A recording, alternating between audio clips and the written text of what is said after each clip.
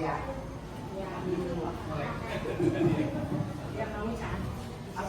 Bismillahirrahmanirrahim.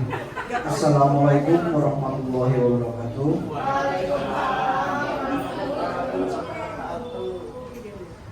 Pertama-tama saya ucapkan terima kasih kepada Bapak Samsudin selaku Kepala Sekolah SDN Jombang 1 yang telah mendukung kegiatan saya dalam guru penggerak angkatan 11 ini, dan terima kasih kepada Bapak Ibu guru sudah hadir dalam kegiatan diseminasi mengenai budaya positif.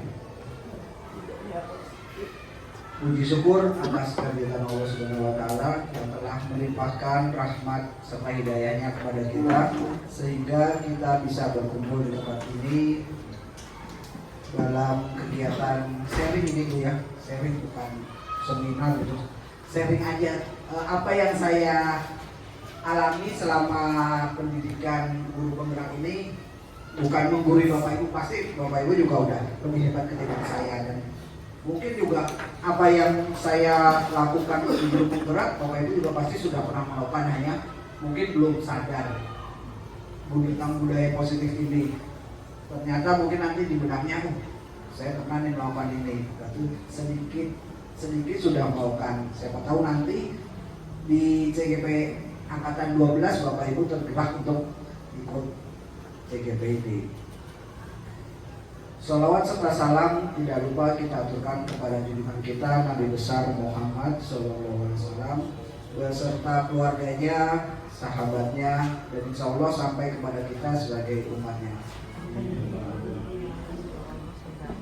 Bapak Ibu guru yang hadir dalam kegiatan ini, izinkan saya sharing mengenai budaya positif. Apa itu budaya positif? Nah, sebelum itu mungkin ada sambutan dari Bapak Samsudin.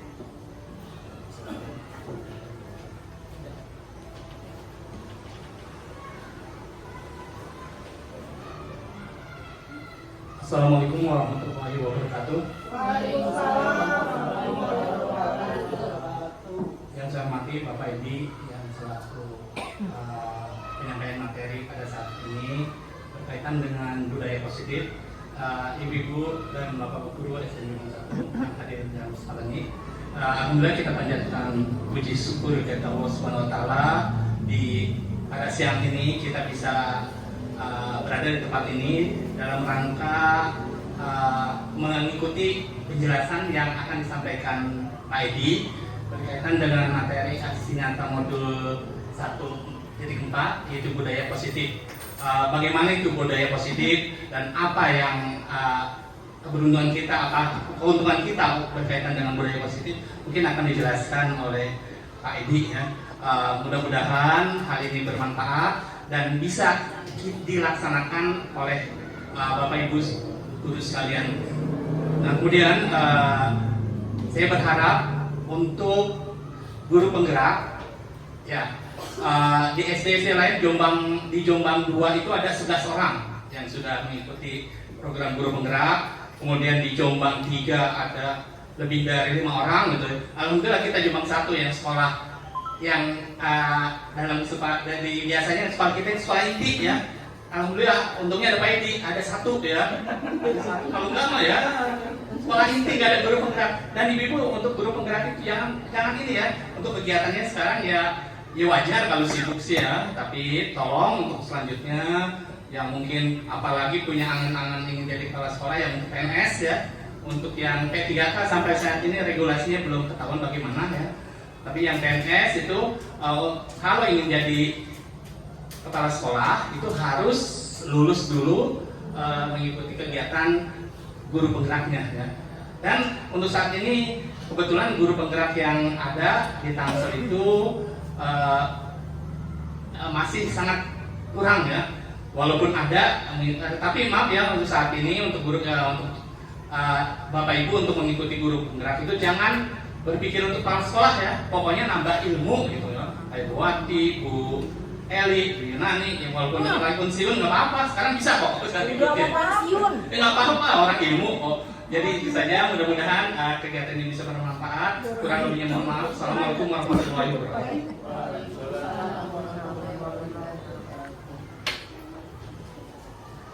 Oke, sebelum kita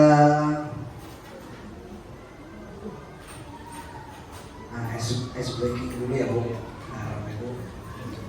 Ya, ini mungkin nanti bisa diterapkan di sekolah, di kelas Bapak Ibu. Mungkin udah banyak ice breaking. Nah, mungkin ini sebagai referensi buat Bapak Ibu tambahan, tidak perlu butuh space lega, nggak perlu banyak gerak, cukup duduk di tempatnya masing-masing berpasangan. Nah, nanti Bapak Ibu berpasangan, nanti Bapak ya berpasangan,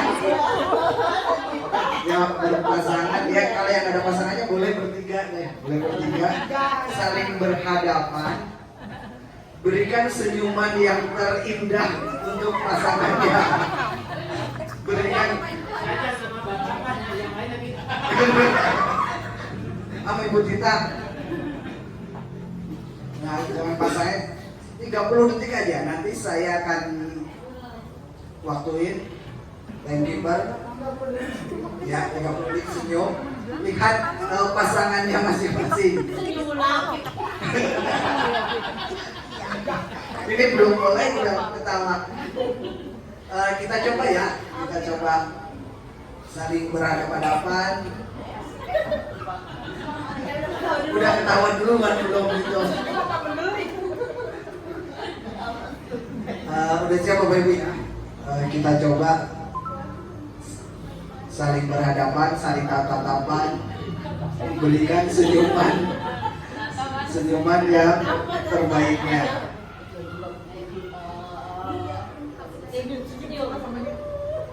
Satu, dua, tiga.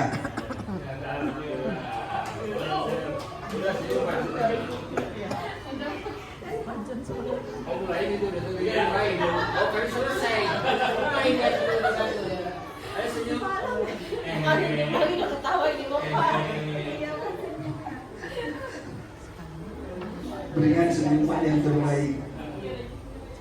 Ya oke, cukup. Terima kasih Bapak Ibu. Nah, capek. Udah kan, belum mulai aja udah bahagia, senang. Nah, ini mungkin bisa diterapin ke anak-anak. Siang-siang panas-panas mungkin habis ya, anak-anak kan biasanya kalau awal anak itu capek. Nah, dengan begini anak-anak jadi gembira, senang, siap ikut pembelajaran. Nah, kalau anaknya senang, insya Allah ikut pembelajarannya juga akan mengikuti dengan baik.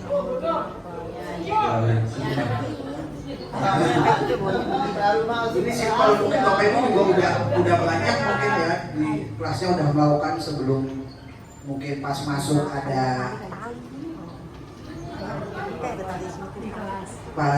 mungkin ada salam sapa untuk anak-anak kayak tempel. Kalau kelas saya lihatnya kelas 1 karena tidak siang, mungkin ada yang tos begini, ada yang berpelukan. Nah, ini mungkin bisa dipakai setelah itu. Nah, sebelum kita mulai, kita membuat keyakinan kelas. Mungkin Bapak Ibu udah pernah buat keyakinan kelas atau kesepakatan kelas. Nah, yang pertama, keyakinan kelas itu menghargai siapapun, menjadi pendengar yang baik. Nah, yang ketiga, saya ingin dari Bapak Ibu Guru, apa nih kesepakatan sharing kita hari ini? Menghargai siapapun,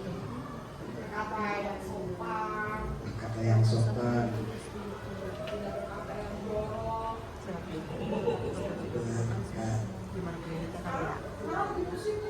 kata yang sopan. Oke, ada lagi? Berperilaku yang baik. Itu yang baik. Ada lagi mungkin? Berperilaku yang baik, berkata yang sopan, kelas nih saling menghormati, betul, saling menghormati. Ini penting ya Bapak Ibu, saling menghormati, terutama dengan teman biasanya. Kita mencoba untuk menghilangkan bullying di sekolah. Ada lagi Bapak Ibu? Saling bekerja sama. Saling bekerja sama, iya benar. Nah ini kalau kelompok sangat diperlukan nih. Ya sama. Ulangan jangan Bu kalau ulangan. Dalam belajar, oke. Dalam belajar. Dalam Dalam belajar. Boleh katanya Pak. Dalam belajar kata Bapak, tadi kata Ibu, berarti ulangan boleh gitu. Dalam kelompok belajar kan Pak? Dalam kelompok belajar Pak. Dalam kelompok belajar dalam itu misalnya bekerja sama dalam kelompok belajar. Belajar Saling bekerja sama dalam kelompok belajar. atau belajar kelompok. Belajar kelompok. Kita sepakati bersama-sama. Belajar kelompok ya? Belajar kelompok. Dalam belajar kelompok. Kelompok. Ada lagi Bapak Ibu? Keyakinan kelas atau apa kan? Keyakinan kelas atau kesepakatan kelas. Nanti penjelasannya nanti ada. Kita buat keyakinan kelas dulu.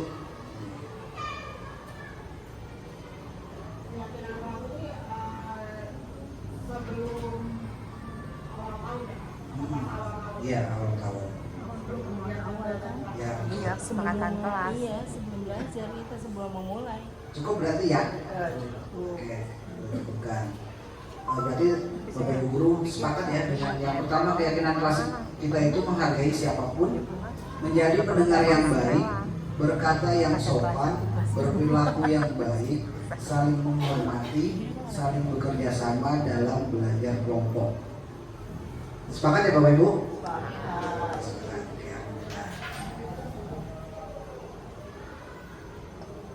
Berikutnya, nah, seorang guru yang baik harus memiliki kemampuan dalam mewujudkan budaya positif di sekolah. Budaya positif tersebut dapat dijalankan dengan menerapkan konsep-konsep inti seperti disiplin positif, motivasi perilaku manusia, keyakinan sekolah atau kelas, kebutuhan dasar manusia, posisi kontrol restitusi, dan segitiga restitusi. Nah hari ini seri kita akan mengenai 6 hal ini: disiplin positif, motivasi, keyakinan kelas atau sekolah, kebutuhan dasar manusia, posisi kontrol restitusi, dan segitiga restitusi. Disiplin positif. Pertama, disiplin positif. Bapak Ibu, ada yang tahu apa itu disiplin positif? Mematuhi peraturan. Boleh? Boleh teh disiplin Tadi positif. dia mematuhi. Menurut pendapat Bapak Ibu, apa itu disiplin? Disiplin positif adalah positif disiplin. Oke, positif disiplin. Oke, ada yang lain? Disiplin positif. Disiplin positif itu Bapak Ibu. Apa?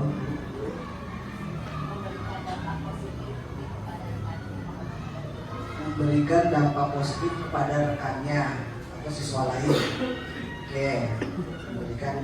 Ada lagi, Bapak Ibu, memberikan dampak positif kepada rekannya, positif disiplin. Oke, kita lihat apa itu disiplin positif. Nah, disiplin positif merupakan suatu cara penerapan disiplin yang mengajarkan anak bertanggung jawab dan menumbuhkan kesadaran diri berdasarkan nilai-nilai kebajikan. Disiplin positif ini ya kesadaran, jadi menumbuhkan kesadaran dari diri anak sendiri tanpa ada paksaan, tanpa ada iming-iming imbalan.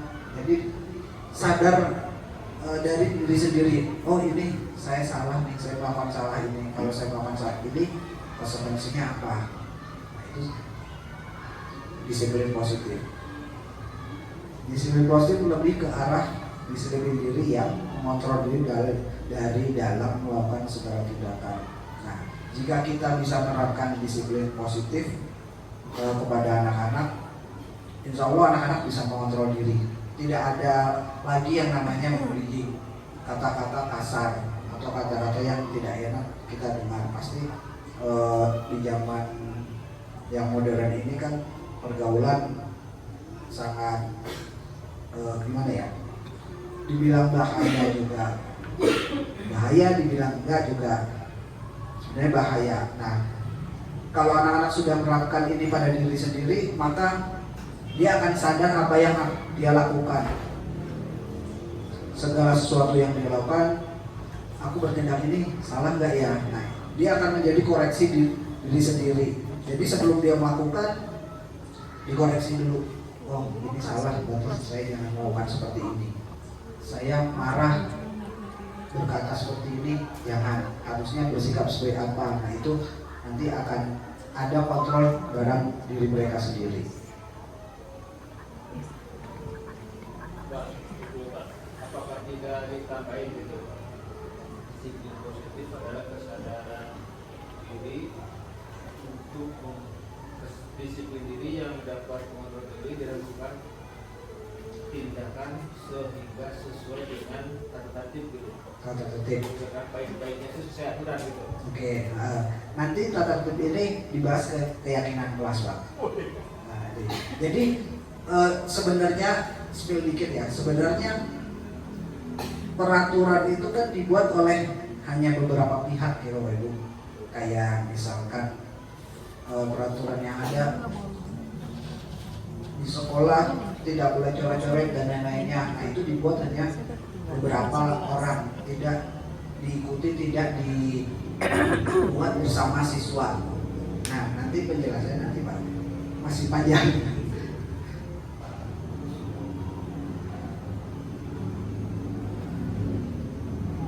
Nah, ini disiplin diri dapat membuat murid memahami dan menyadari berdasarkan motivasi internal, bukan akibat paksaan, ujian ataupun hukuman.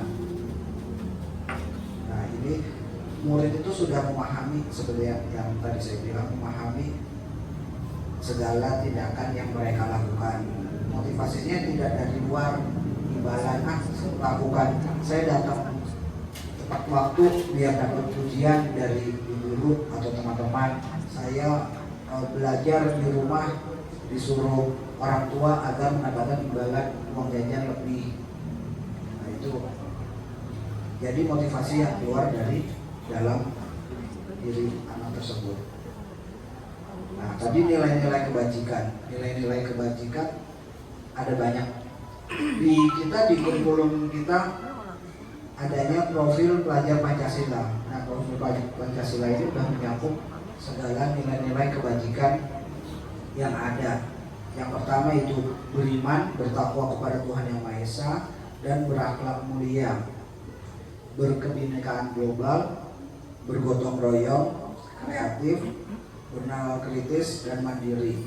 Nah, pastinya Bapak Ibu kan setiap melakukan pembelajaran, proses pembelajaran mencakup ini nih, apalagi membuat rancangan pembelajaran pasti ya salah satu adalah yang nyangkut dari profil Pancasila. Gotong royong, mungkin saat kerja kelompok, kreatif, benar kritis, itu pasti ada. Kalau Ibu ya kan, saya yakin pasti ada. Nah, menurut Bapak Ibu sudah melakukan belum disiplin positif? Sudah. Apa contohnya, Pak? Menyuruh anak berbuat baik, saling menghormati kepada temannya, terutama apabila terjadi ada salah. salah satu anak yang mengganggu temannya seperti membuli, kita menyadari itu udah disiplin positif. Terima kasih. Nah, Ibu, mungkin yang Saya sudah Pak, saya makan. Pak.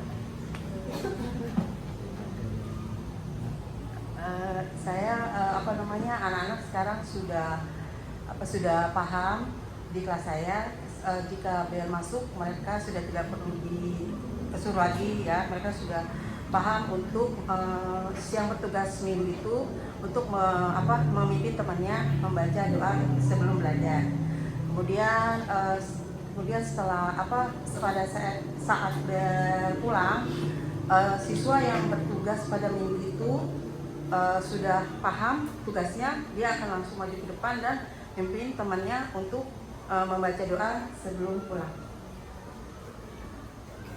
Terima kasih. Nah, kan ternyata Bapak Ibu sudah melakukan disiplin positif secara tidak langsung, ternyata sudah melakukan namanya disiplin positif.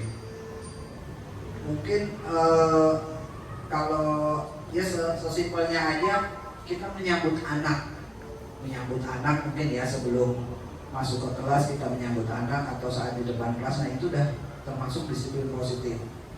Pembiasaan positif. Sebenarnya hal menyambut anak, menyapa anak itu hal sepele sebenarnya. Hal sepele, hal kecil, tapi itu berdampak besar untuk anak-anak. Anak-anak merasa dihargai, terus diperhatikan oleh guruku. Saya pas masuk disapa, guruku kenal gitu. Kan kalau di sini kan banyak, muridnya banyak. Mungkin ada beberapa yang masih lupa-lupa. Nah, anak itu kalau dikenal oleh gurunya senang. Bahkan kalau pas bukan absen, hanya dipanggil aja, dipanggil namanya, mereka senang, merasa diperhatikan. Itu sebenarnya hal sepele. Kayak saya pernah melakukan kesalahan sedikit waktu awal-awal. Saya lupa dengan nama salah satu anak. Kamu kesini gitu. Saya panggil hey, karena saya lupa namanya, Bapak Ibu. Lupa hey gitu. Karena masih awal-awal, saya panggil namanya hey. Ternyata di belakang dia bicara ke temannya. Kok Bapak dipanggil hey, bukan nama gitu. Apa Bapak itu nggak kenal sama saya? Cerita oleh temannya, dan temannya bilang ke saya, Pak, tadi cerita anak ini katanya sedih gitu, Bapak belum kenal namanya gitu. Dalam hati saya, harus pengen gitu kok berdampak ya gitu. Ternyata cuma mengingat nama itu kok berdampak kepada siswa. Ternyata mengingat nama itu dampaknya besar. Dia merasa dihargai, merasa diperhatikan. Itu contoh kecil atau share kecil dari saya. Nah, ini motivasi perilaku manusia. Motivasi, Bapak Ibu ada yang tahu apa itu motivasi?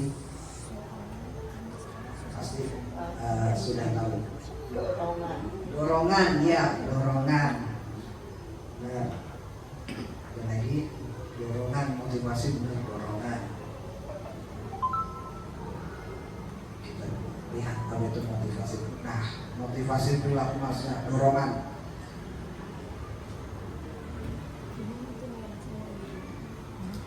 Menurut Diane Gosen dalam bukunya Restructuring School Discipline menyatakan ada 3 motivasi perilaku manusia. Yang pertama, untuk menghindari ketidaknyamanan hukum. Yang kedua, mendapatkan imbalan atau penghargaan. Yang ketiga, untuk menghargai diri sendiri. Nah, untuk yang pertama dan kedua itu motivasinya keluar dari eksternal, dari luar. Untuk yang ketiga itu internal. Nah, biasanya kalau yang untuk menghindari ketidaknyamanan atau hukuman, si anak itu akan bertanya, apa yang akan terjadi apabila saya tidak melakukannya? Nah, sebenarnya mereka sedang menghindari permasalahan yang mungkin muncul dan berpengaruh kepada mereka. bisa berbohong, misalkan kamu kenapa tidak mengerjakan PR, alasannya banyak, mungkin bukunya tertinggal atau semalam pergi dengan keluarga dan bermacam-macam. Untuk yang kedua, orang dengan motivasi ini akan bertanya, apa yang akan saya dapatkan apabila saya melakukannya. Mereka melakukan sebuah tindakan untuk mendapatkan pujian dari orang lain yang menurut mereka penting. Nah, ini misalkan di sekolah anaknya kalau dalam hal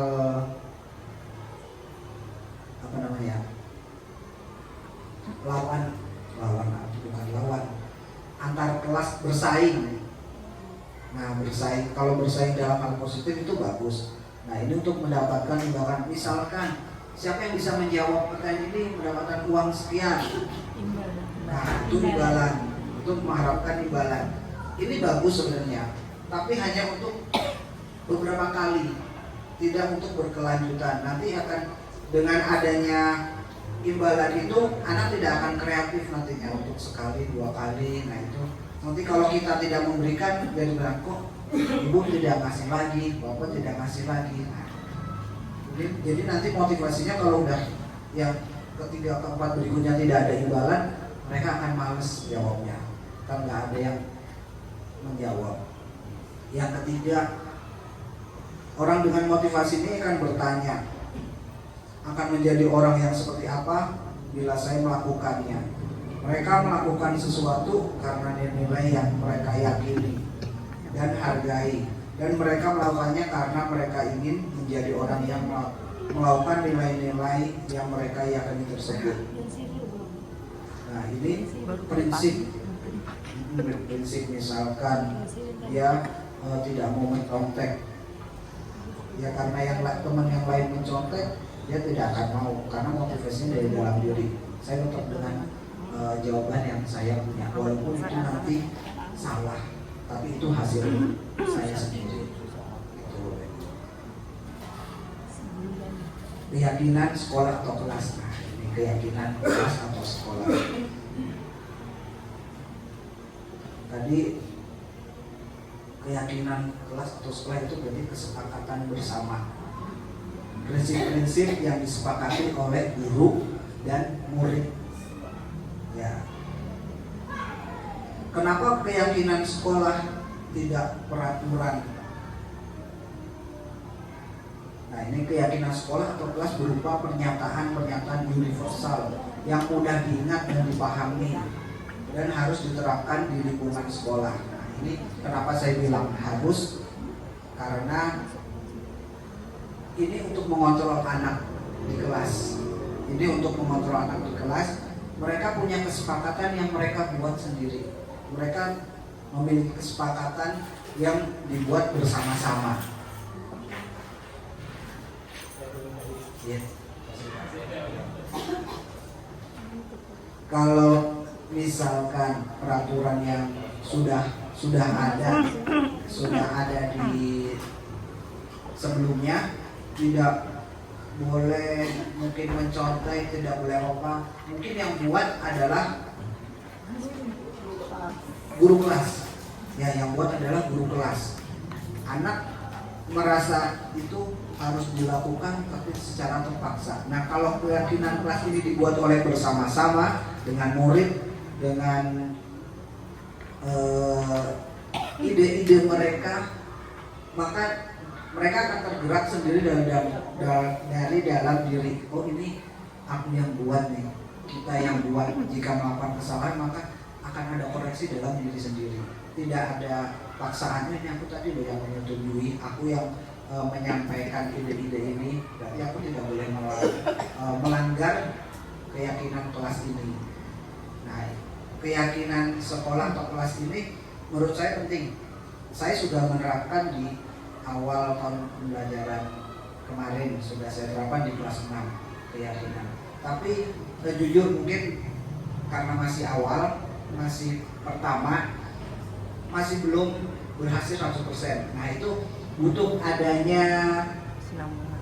apa ya, proses ya, butuh ada konsisten, terus dilakukan, terus diingatkan. Nah, keyakinan kelas ini dibuat bersama-sama dan bersifat kalimat positif Bapak Ibu. Misalkan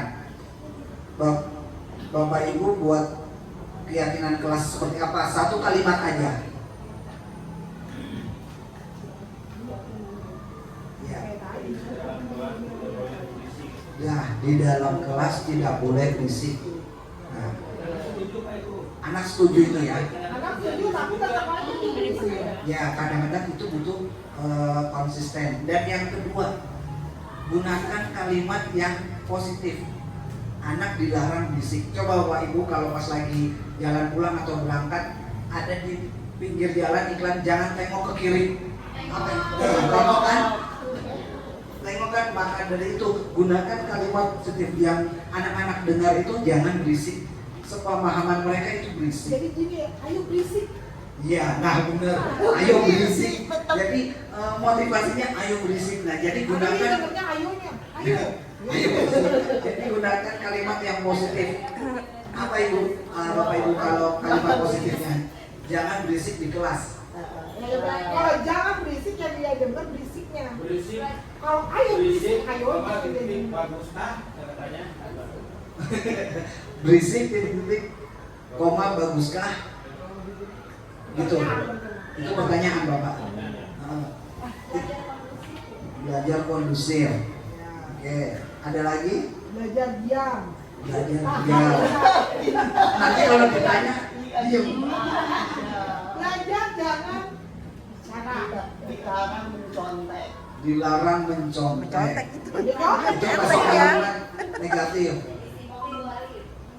Disiplin.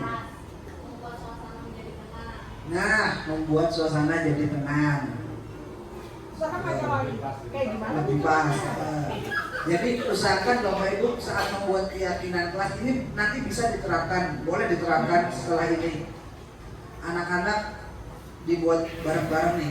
Kita buat keyakinan kelas. Nanti misalkan apa sih Bu keyakinan kelas? Keyakinan kelas itu kesepakatan kita bersama.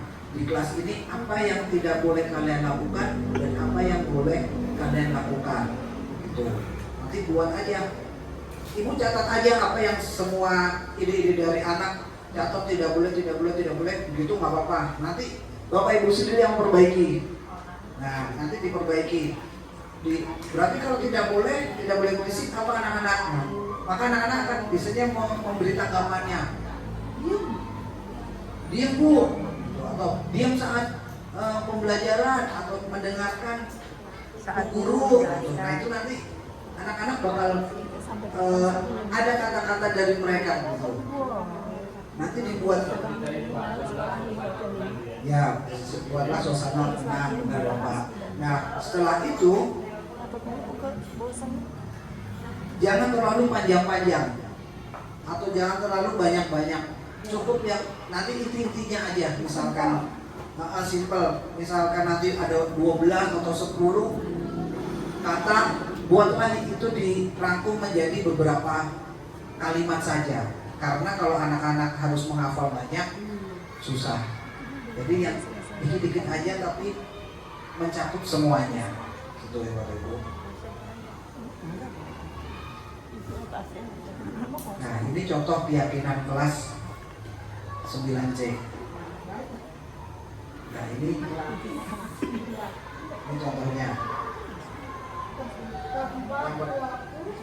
Bekerja sama menjaga kebersihan kelas, saling peduli, menghargai dan membantu satu sama lain, menjaga dan meletakkan barang sesuai tempatnya, tepat waktu dan aktif di kelas, mengerjakan tugas tepat waktu. Nah, ini kan kalimat-kalimat positif semua Bapak Ibu ya. Tidak ada yang tidak boleh membuang sampah sembarangan. Nah itu ganti dengan membuang sampah pada tempatnya. Buang sampah. Nah, menjaga kebersihan kelas itu juga bisa. Nah itu tepat waktu, aktif. Nanti boleh dicoba di kelasnya. Oh iya. Nah, ini udah setengah jalan, Kita ice breaking dulu. Oke, kita ice breaking dulu. Jalan-jalan ke Bandung. Saya mau jalan-jalan ke Bandung. Dan saya mau mengajak Bapak Ibu. Nanti Bapak Ibu menjawabnya begini. Sebutkan namanya. Misalkan saya Edi. Saya ke Bandung mau membawa e-wallet ya. Dompet elektronik. Dompet Kalau elektronik. bukannya agar-agar. Membawa e-wallet. Kalau yang bisa menjawab nanti saya ajak jalan-jalan ke Bandung. Ada yang mau coba? Sebutkan nama, saya ke Bandung membawa. Sebutkan nama, saat itu saya ke Bandung membawa. Saya Eli. Jalan-jalan ke Bandung. Membawa Kenapa? Uang. Nggak boleh. Nggak boleh. Sebutkan nama dulu. Saya Wati. Oh kamu. Ya udah. Saya berjuta jalan ke Bandung saya membawa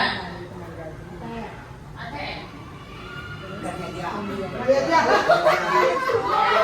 Berangkat sendiri dah. Saya buat jalan-jalan ke Bandung membawa sepatu. Nggak diajak. Bohong. Nggak diajak. Bapak. Saya Bacon ke Bandung membawa istri 2. Apalagi itu nggak diajak. Ibu coba. Saya Ayu jalan-jalan ke Bandung membawa HP. Bawa HP. Jajak dong. Jajak dong. Membawa diri sendiri. Boleh diajak. Saya Eli jalan-jalan ke Bandung membawa utang boleh nggak? Jangan. Jajak dong, pokoknya Nggak diajak. Boleh? Ibu, boleh coba? Membawa utang. membawa penyakit. Saya Bu Eni jalan-jalan ke Bandung membawa tiket kereta api. Iya. Kok nggak diajak? Oh, naik pesawat. Ayo, ada yang bisa? Tadi awalnya gimana Pak Edi? Awalnya saya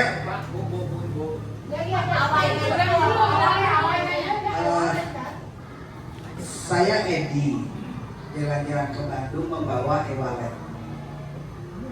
Oh, Saya Isma, saya jalan-jalan ke Bandung bawa Titon. Betul aja. Oh, pakai E. Aja. Pakai E. Saya Eli jalan-jalan ke Bandung membawa KTP. Saya ulang coba. Pengen banget. Saya Eli jalan-jalan ke Bandung membawa KTP. Jajak dong. Kan saya berarti Pakai E, depannya pakai E. Ya. Oh, berarti ada di dompet semua. Ya, coba. SIM. Ya, coba. sih belum ada. Berarti dari Ya, coba. Coba aja. saya berjuta jalan-jalan ke Bandung membawa SIM. Nggak diajak. Pakai E. Depannya pakai E, tambahin E. Nggak diajak.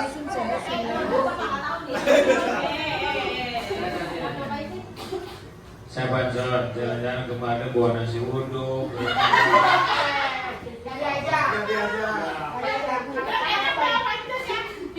Ibu kayaknya udah menemukan. Sama yang tadi. Saya Bu Eni. Saya mau jalan-jalan ke Bandung membawa etiket. Nggak diajak. Kan tambahin E, nggak boleh. Kan ada etiket. Iya. Kira-kira apa cluenya? Elektronik. Elektronik. Lunya awal nama kita. Ya, betul. Sebelumnya awal nama Bapak Ibu. Tapi kan Isma Etol. Etol, depannya T. Iya.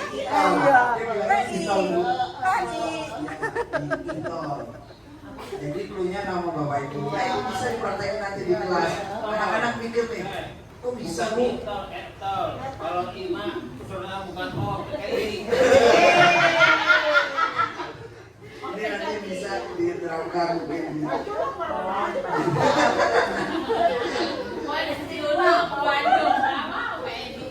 Masih udah mau semur jengkol. Ini kita ke Bandung. Kita ke Bandung nanti. Ayo Bu Ani penasaran tuh.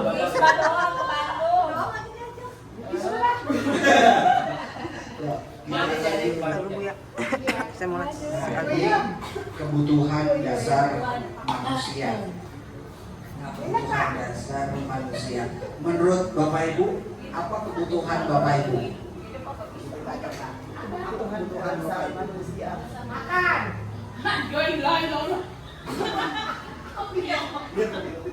Nomor 1 dia ngeliat sendok.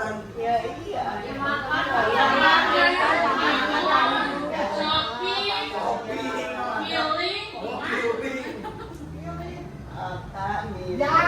saya mau mentahnya aja ya. Healing, makan, minum, ya kebutuhan dasar manusia itu. Nah, oke, sandang, papan, pangan. Buku, ada buku. Nah, kita lihat apa kebutuhan dasar manusia. Itu kesehatan. Itu jangan fokus sama gambar ini. Fokus sama gambar itu. Kalau kacau bosan ya. Pernyataannya ketika seorang murid melakukan sesuatu perbuatan yang bertentangan dengan nilai-nilai kebajikan atau melanggar peraturan, hal itu sebenarnya dikarenakan mereka gagal memenuhi kebutuhan dasar mereka. Nah, jadi setiap murid yang melakukan kesalahan atau melanggar itu pasti ada kebutuhan yang tidak terpenuhi. Nah, contohnya apa? Nah, ini kebutuhan dasar manusia yaitu kebutuhan bertahan hidup. Nah, pasti ini semua bertahan hidup pasti butuh lapar, menikah itu kebutuhan bertahan hidup, kasih sayang dan rasa diterima, penguasaan, kebebasan, dan kesenangan. Oke, kesenangan. Apa Bu? Menikah? Iya. Nah, nantinya kan menikah. Oke, studi kasus Ibu Zulaiha, guru wali kelas 6A, sedang bingung menghadapi ulah salah satu murid di kelasnya, yaitu Tommy. Beberapa anak telah mengeluhkan Tommy yang seringkali meminta bekal makan siang mereka dengan paksa. Bisa nggak diganti sama bunung aja? Bunung aja ya boleh. Bunung Ainul. Bakri dong. Oh ada beneran Bu? Oh ada. Yang murid laki-lakinya Nah, nanti berarti kalau beneran ada, nah bisa ini dijawab oleh Bapak Ibu. Jika Anda menghadapi situasi seperti Ibu Nuh, tadi kan udah diganti. Apa yang akan Anda lakukan? Menurut Anda kira-kira apa alasan Tommy melakukan hal itu? Ada yang bisa menjawab? Kurangi perhatian orang tua. Nah, boleh. Karena kurangnya perhatian orang tuanya selama 1 tahun tidak ada kabar berita. Waduh. Perhatian dari orang tuanya ini lama loh 1 tahun nggak ada berita. Kita udah bolak-balik kita hubungi. Tapi anaknya masuk Bu. Masuk. bapaknya setahun Orang tuanya nggak ada, tambah kakaknya. Dikit-dikit kakaknya lah kita mau Saya nggak bilang. usah bantu bimbing, nanti Ibu bisa bimbingnya. Ya Allah, Pak. Ada lagi ya? Nanti Minta dibantu di sesi, Benung. di slide terakhir ada cara penanganannya. Iya bisa dibantu Benung, tolong. Ada lagi mungkin yang bisa jawab bagaimana kalau Bapak Ibu jadi bumbu mereka dengan murid yang selalu meminta paksa makan siang teman-temannya. siapa? Ajak kami sama BRD. si Tommy itu dipanggil, ditanya, Tommy kamu tinggal di mana? Di Kampung Rawa, umpamanya maaf ya orang Kampung Rawa. Ya, seperti pernah saya.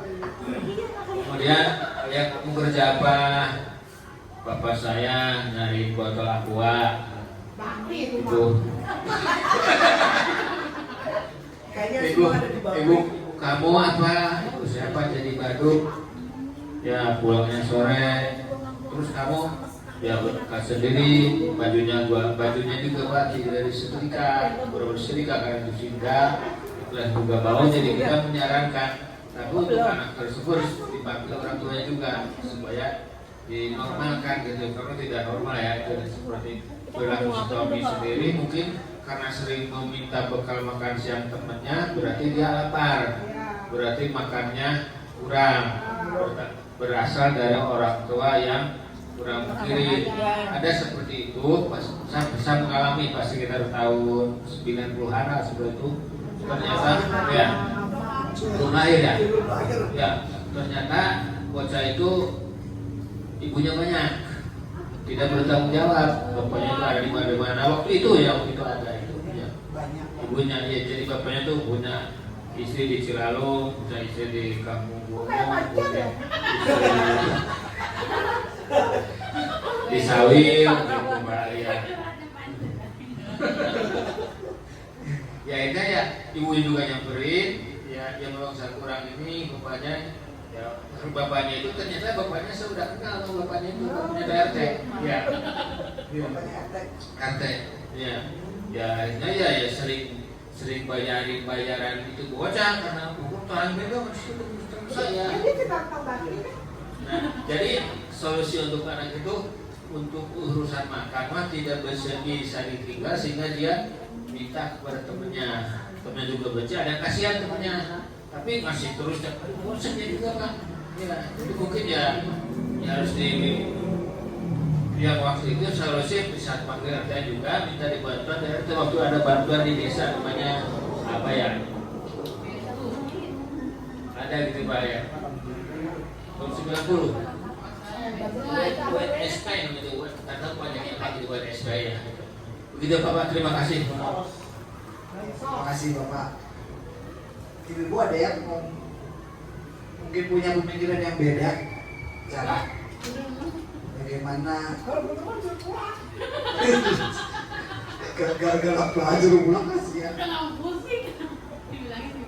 Ada apa Ibu?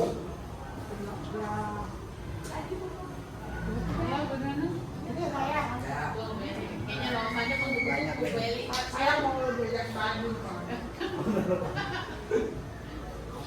Kalau saya menghadapi anak seperti itu, ya sama seperti Pak Ekor. Saya tanya dulu anak-anaknya kenapa melakukan hal seperti itu. Tapi pastinya kalau dia setiap hari meminta makanan temannya, kalau saya tanya dengan orang tuanya jawab dia makan, dia dikasih bekal. Tapi kok masih suka minta makanan temannya, berarti anak itu memang satu kelanjutan, betul pengen punya orang. Kedua dia memang menarik perhatian temannya, gurunya, supaya dia diperhatikan seperti itu. Solusinya, kalau saya akan ajak dia untuk makan bersama saya. Setiap hari. Itu siapa yang mau jadi muridnya dia itu? Jadi muridnya tuh kita makan. Kita lihat ya dari studi kasus. Nah, alasan Tommy yang pertama karena ia lapar dan orang tuanya tidak membawakannya bekal makan siang. Maka kebutuhan dasar yang sedang berusaha dipenuhi oleh Tommy adalah kebutuhan untuk bertahan hidup, survival. Nah, karena nanti dia tidak dibawakan, itu alasan pertama. Nah, solusinya ya mungkin itu diajak tadi, kata ibu diajak makan Tapi kalau tiap hari Bu aman. Bukannya diajak makan kita yang memberi makan. Oh, bukan. Karena dia pada Dia bawa kasus makanan saya sendiri. itu dia membawa bekal, tapi dia pasti meminta punya temannya. Kalau kasus saya ya, jadi dia bawa bekal lalu makan bareng sama saya. Jadi bukan saya memberi makan, saya hanya menemani. Menemani, oke. Bagus tuh itu solusi. Sama jadi Pak, tidak ada kakaknya. Jadi hangat. Ya itu alasan. Solusi yang bagus diajak makan bersama. Bareng sama teman-temannya kan jadinya. Kalau misalkan Bu Bakri kan? tidak membawakan, orang tuanya tidak membawakan bekalnya, untuk Bapak Ibu gimana solusinya? Ya, saya kasih sih. Kalau saya ya, saya kasih lah 5.000 mah. Tiap hari. Nah, ya. Tagihan selama berapa? Ya, kasihan dia keluarin itu. Ya Iya. kan kita bisa lihat dulu kalau dia benar-benar lapar ya kan. Oke, oh benar. Ya mungkin solusinya kan pasti Apa saya lapor kepala sekolah gitu ya? Tapi kalau bakri banyak duit. Mungkin kalau tahun depan ada makan gratis ya. Ya. Oh tahun ini ya betul tahun ini. Nah mungkin misalkan nggak ada makan gratis itu ya mungkin ibu-ibu ya kan misalnya masak untuk keluarganya itu bisa menyisihkan sedikit kali ya bisa untuk si anak itu. Apa ini cerdas sekali. Kan dari ibu tadi. Langsung Neng, Langsung naik. es. Sini. Es. Nggak ada. Ya, alasan yang kedua dari Tommy karena dia merasa senang temannya jadi memperhatikan dia. Ketika temannya melaporkan tindakannya itu pada gurunya dan gurunya memberitahu orang tuanya sehingga orang tuanya jadi memperhatikan dia. Maka kebutuhan dasar yang sedang terpenuhi Tommy adalah kebutuhan untuk kasih sayang dan rasa terima kasih. Rasa diterima. Nah, tadi benar tuh udah di-spill sama ibu Jadi tuh. orang tuanya bener matiin ya, maklum dari anak saya di sekolah Megamega gengsi kan. Ya. Ya, proyeknya lebih lama, proyeknya lebih lama. Iya benar. Nah jadi itu berarti anak itu merasa kurang disayang di rumah, mungkin orang tuanya sibuk. Nah itu perhatian. Jauh orang tuanya. Ya. Tapi kurang kasih sayang Pak jadinya Pak. Kurang kasih sayang anaknya. Jadi Ibunya ya. melampiaskannya ke sekolah biar dapat kasih sayang dari gurunya dan diterima oleh teman-temannya. Nah, gimana menurut Bapak Ibu nih solusinya kalau ada Tommy yang seperti ini, berarti dia kurang kasih sayang.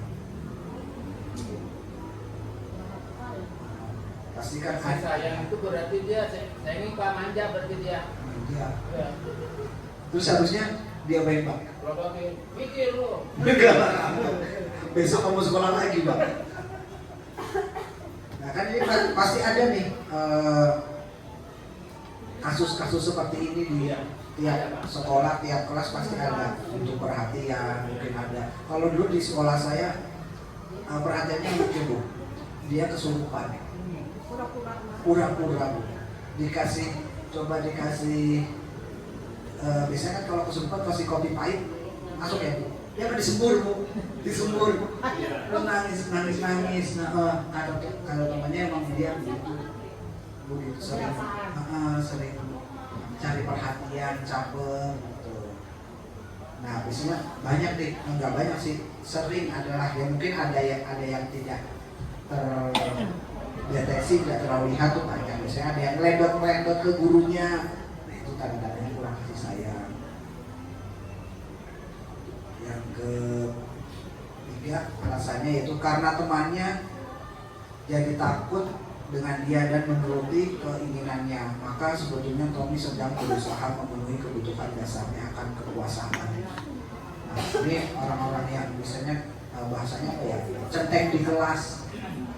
Nah ini ada nggak ini di kita ya? Nah jamu-jamu kamu ini pernah ada. Nah solusinya Pak kalau pernah ada.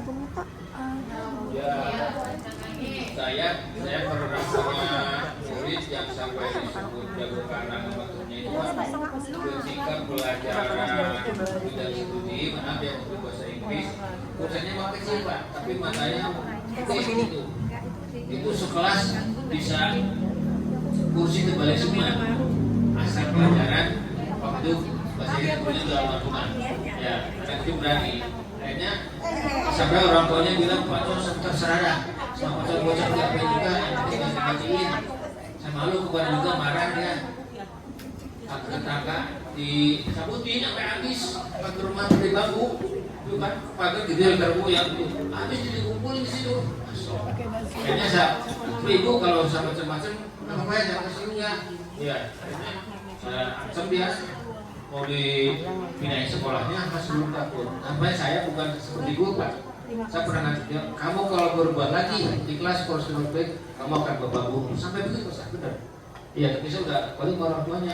Akhirnya dia bilang ke orang tuanya, Bu, aku nggak mau bantu lagi. Aku pacar mau dibunuh. Berhasil Pak.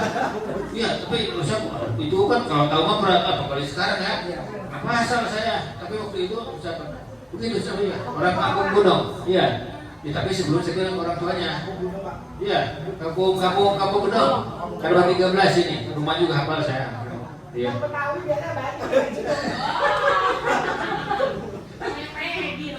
Iya.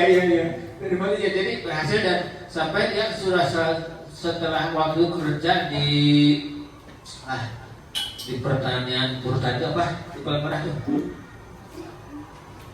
Sudah kerja sampai kerja dia di Manggala ketemu saya Pak saya terima kasih di sama bapak dikerasin bapak kalau gitu masa mungkin jadi preman kali pada stasiun katanya dibilang ya alhamdulillah banyak kamu ini cerita tuh saya waktu juga Pak John udah calling sama ibu kamu sebab ibu dia bilang sampai nyerah jadi kamu pagar kakak beri apa habis aku udah ketawa iya begitu ya.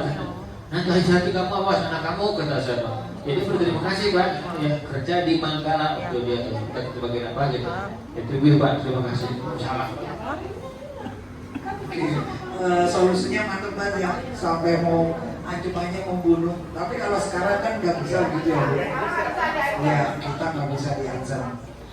Nah mungkin ya solusinya kalau menurut saya kasih kekuasaan kepada siswa itu untuk mengatur kelasnya. Nah, kita beri ketua kelas atau kalau bagian kalau yang keamanan, ketertiban, kalau yang rame disuruh tuh bilang jangan rame. Nah itu udah dua kebutuhan dasar terpenuhi, kasih sayang, rasa terima, percaya itu kekuasaan itu sudah mencakup. Jadi dia punya tanggung jawab diberikan dan dipercaya sama guru. Nah, mungkin dengan solusi itu bisa diterapkan dan Tommy enggak jago lagi di kelas. Tapi Pak kalau kita sudah konsisten melakukannya dan dia tidak berubah bagaimana? Biarin aja. Jejak aja. Jujur sekarang mah nggak boleh Pak. Udah guru tuh udah banyak berkutik lah. Kalau harus gurunya harus lebih bersabar lagi. ya, kalau menurut saya sabarnya pasti, sabar, konsisten. Kalau udah konsisten masih tetap begitu terus Bu. Anak kalau udah terbiasa dengan pola begitu dia akan malu melakukan kesalahan begitu, dia akan malu dengan sendirinya. Ya tapi emang konsisten pembiasaan baik itu berarti harus bekerja sama dengan keluarga juga. Ya benar, kerjasama dengan kebiasaan baik itu tidak bisa langsung berubah. Emang lambat tapi akan memang lambat tapi bisa merubah anak gitu. Atau mungkin Pak di depan anaknya dimarahin di depan teman-teman dia tuh jadi malu. Iya, kalau itu kadang ya kalau anak yang anak yang kalau bahasa saya dendam dablek kalau yang dablek sih mungkin ya malu, tapi kalau anak yang kayak baperan yang dablek itu nggak malu yang dablek. kalau yang baperan nah itu bahaya. Sedih dia. kalau yang baperan itu biasanya yang baru Karena kan ya Kadang kan ada anak yang dipermalukan di depan teman-temannya jadi dendam Pak. Nah, itu bahaya sih itu. Sebenarnya ya kalau bisa jangan. Ya kena untal. Alasan yang keempat, karena dia merasa bosan dengan bekal makanan yang dibawakan ibunya dari rumah. Karena ibunya selalu membawakan bekal yang sama. Oleh karena itu dia ingin mencoba makanan teman-temannya yang beraneka ragam. Maka Tommy sedang berusaha memenuhi kebutuhannya akan kebebasan. Ya, bosan dibawakannya tiap hari makan siang. Ya, belum kalau mie sampai kotak tuh nih. Mie sampai kotak tuh mie goreng. Nah, kan bosan dengan itu. Nah, solusinya pasti kita berkoordinasi bekerjasama dengan orang tua. Bu, Pak, ini anak bosan karena sering minta makanan ke temannya, bisa memberikan makanan yang bervariasi, ganti-ganti tiap hari, atau kalau nggak bisa tiap hari ya 2 hari atau 3 hari sekali gitu. Kalau tiap hari mie telur kan bosan. Tapi kedua Pak, yang saya ingat maaf dalam sedikit teori yang Bapak sebutkan tadi, saya pernah lakukan di kampung di sini ya, maling nggak aman. Akhirnya maling itu dijadikan RT. Hanya udah jadi RT aman yang malingnya dia. Berarti bukan mereka murid. Ya. Warga negara sama. Udah jadi RT masih si Haji Pak. Aman Haji. Iya, udah jadi Haji tapi kemudian maling berarti jadi RT aman. Dia malingnya orang-orang udah tahu. Alhamdulillah. Tapi itu bagus Pak John. Dia ada maling dari RT. Yang jadi masalah ketika sudah menjadi RT, berjalan main lagi gitu.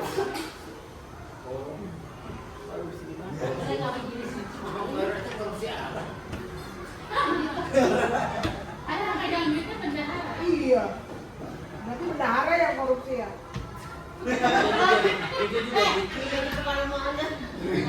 Berarti itu Caranya kenapa ya? bisa ya, itu dari maling dijadikan RT, alhamdulillah aman.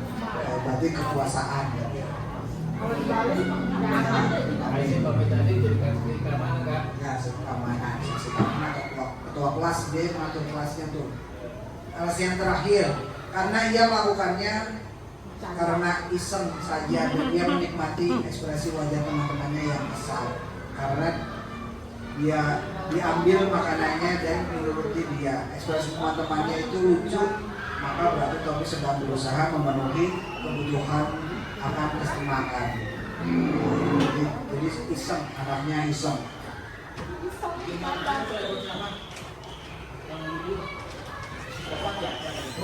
Serem amat.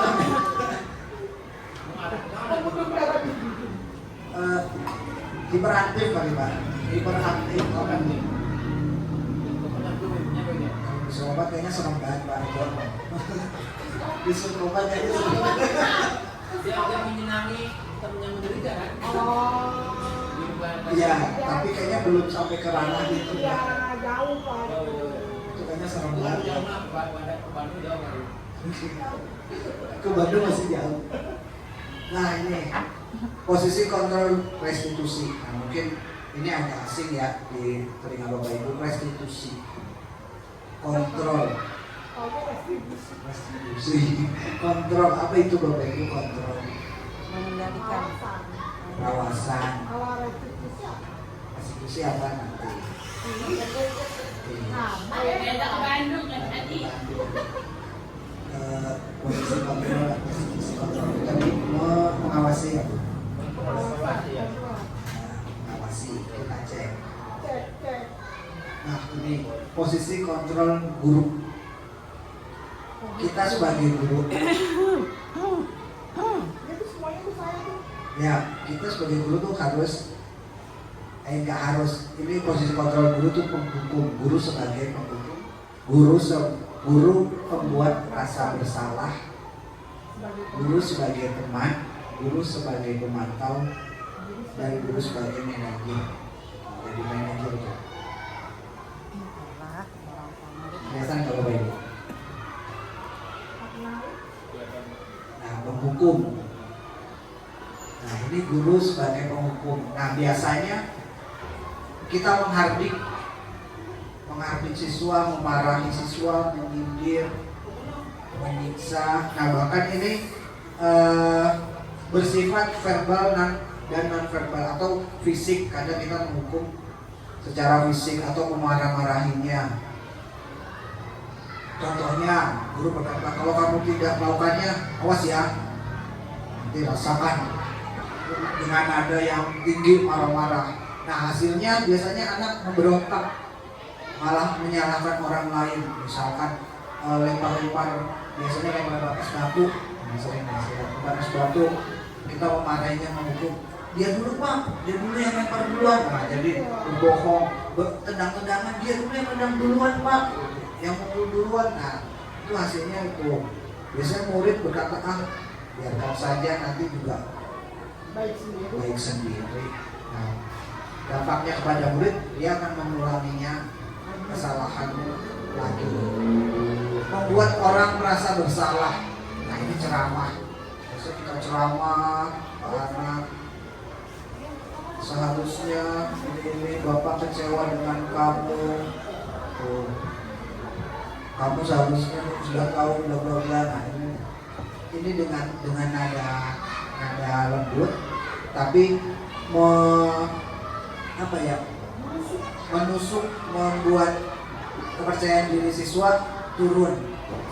Nah, hasilnya biasanya menyembunyikan, menyangkal atau berbohong. Nah, biasanya ini merasa rendah diri, anak jadi merasa rendah diri karena dia merasa bersalah sekali, merasa telah mengecewakan teman-temannya, mengecewakan guru-gurunya. Guru sebagai teman. Nah, ini biasanya yang baik ini guru sebagai teman, membuat alasan-alasan untuk muridnya. Ayolah, lakukan demi ibu atau bapak. Masa kamu tidak mau? Ingat, bapak pernah bantu atau ibu pernah bantu. Nah, ini biasanya siswa yang seperti ini, guru sebagai teman itu siswa ketergantungan. Siswa ketergantungan oleh gurunya. Kalau tidak didampingi oleh gurunya, maka dia bingung akan melakukan apa. Pemantau. Nah, ini yang baik, guru sebagai pemantau. Jadi ada peraturan, dia ada data seperti apa. Kita menitik beratkan pada sanksi atau hadiah untuk dirinya. Apa yang sudah kamu lakukan, terus nanti jika kamu melakukan seperti ini, sanksinya apa, konsekuensinya apa. Biasanya sudah ada peraturan, jika terlambat harus melakukan sanksi, konsekuensinya seperti apa. Nah, yang terakhir manajer.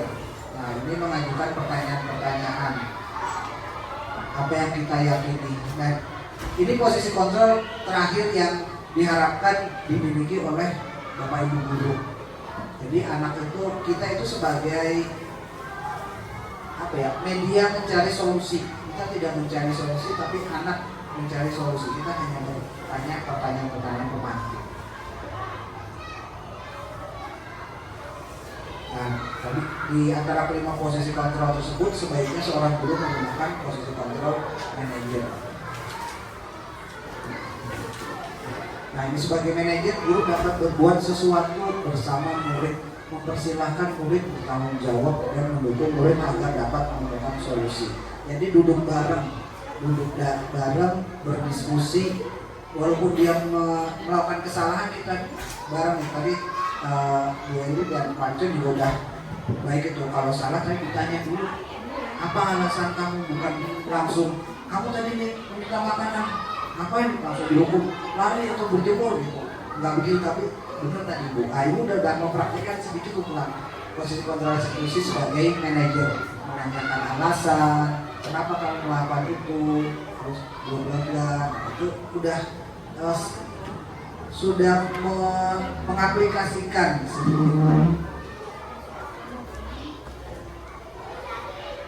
Selain itu, posisi manajer mengacu pada restitusi yang dapat menjadikan murid sebagai manajer bagi dirinya sendiri, sehingga dapat tercipta identitas positif pada diri sendiri. Nah, jadi anak itu pertama tidak tergantungan, tidak dukung, tapi dia mencari solusi dengan diri mereka.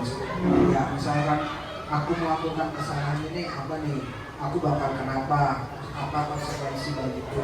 Nah, kesalahan apa? Misalkan tadi meminta makanan ke teman-temannya, dia akan melihat, oh ini salah nih.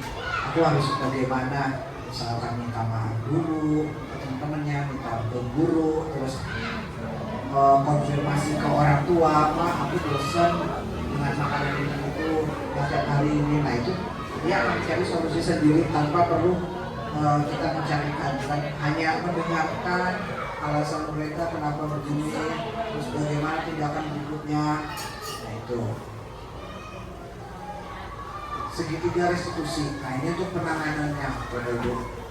Nah dalam tahapan segitiga restitusi, yang pertama itu melakukan identitas, yang kedua validasi tindakan telah menanyakan keyakinan. Nah ini tahapan mencari solusi masalah kepada guru. Nah menstabilkan identitas dilakukan berdasarkan prinsip bahwa membuat kesalahan adalah bagian dari proses pembelajaran yang nantinya akan menggeser identitas gagal ke arah identitas sukses. Nah ini kita tidak menyalahkan murid, misalkan dia melakukan tadi kesalahan, kita langsung tidak menghardik, tapi semua orang pernah melakukan kesalahan itu manusiawi. Nah, Bapak juga pernah membuat kesalahan, jadi kita tidak menghardik, kita menstabilkan identitas dulu, biar tenang dulu, oh dia diskusi ternyata disalahkan nih. Setelah itu baru cari tahu alasannya, kenapa dia berbuat kesalahan itu. Nah ini menstabilkan identitas ada beberapa indikatornya. Berbuat salah itu hal manusiawi, tidak ada manusia yang sempurna. Kita pasti bisa menyelesaikan permasalahan ini. Bapak atau Ibu tidak tertarik untuk mencari tahu siapa yang benar, siapa yang salah. Bapak atau Ibu lebih tertarik untuk menyelesaikan masalah. Kalau kau menyalahkan dirimu sendiri terus menerus, apakah kau bersikap baik pada dirimu? Nah, kalau sudah dengan kata-kata ini, saya yakin anak tidak akan merasa dihakimi.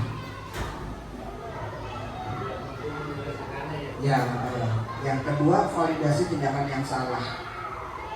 Validasi tindakan yang salah dilakukan berdasarkan prinsip bahwa setiap perilaku berupaya memenuhi suatu kebutuhan tertentu, sehingga guru atau orang tua akan bergeser dari pemikiran stimulus respon proaktif respon menjadi proaktif, serta akan lebih mengenali dan mengakui kebutuhan murid untuk anak. Nah ini tadi tuh ditanya alasannya apa, itu tindakan salah enggak? Nah itu pasti anak akan bilang itu tindakan salah.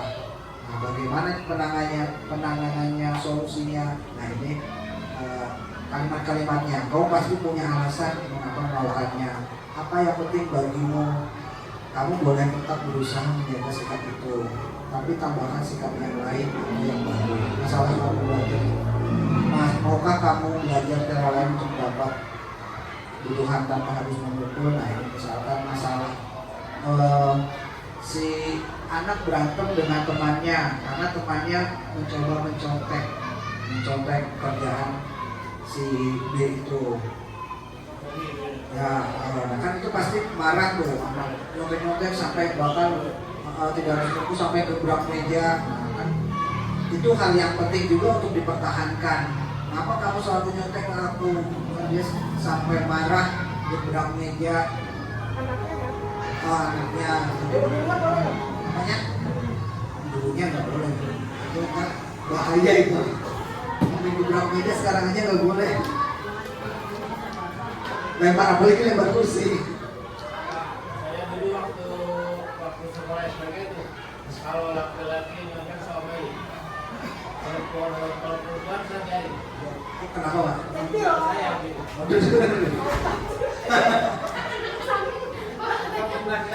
Nah, yang terakhir menegakkan keyakinan. Nah ini kalau ini harus sudah membuat keyakinan kelas.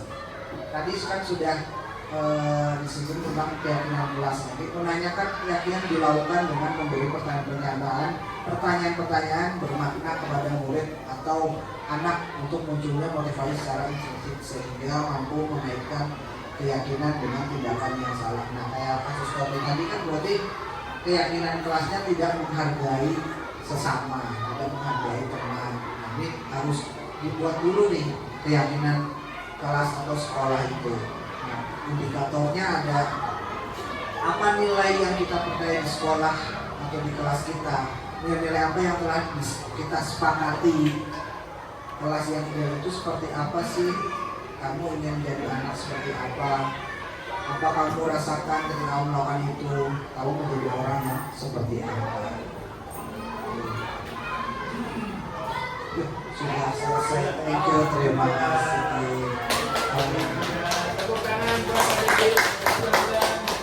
Sebelumnya oke. Ada jalan satu aja. Sebelum saya tutup ada yang mau bertanya? Tidak ada. Mungkin masih ada yang tadi bingung tentang penjelasan saya. Nggak ada. Sebelum kalau ada saya tutup ya. Kamu juga kayak banyak Alhamdulillah tadi penjelasannya cukup menarik dan bisa dimengerti. Cuma masalahnya di sini solusinya gitu ya. Solusinya yang belum saya dapat.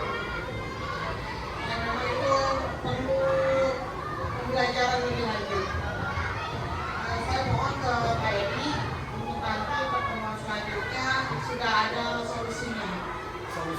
Solusi yang masalah mengatasi anak-anak yang bermasalah ini. Ya, Edi, terima kasih. Iya tadi udah.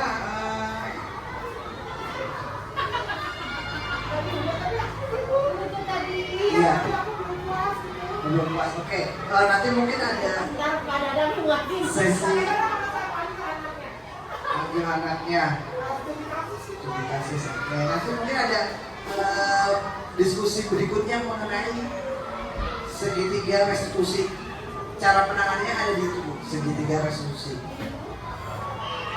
Di YouTube ada, boleh kalau mau cari tahu tentang segitiga restitusi itu cara penanganan anak-anak yang bermasalah tanpa menghardik atau membungkuk anak. Nanti boleh dicari sendiri nggak apa-apa. Nanti tanya secara pribadi juga boleh.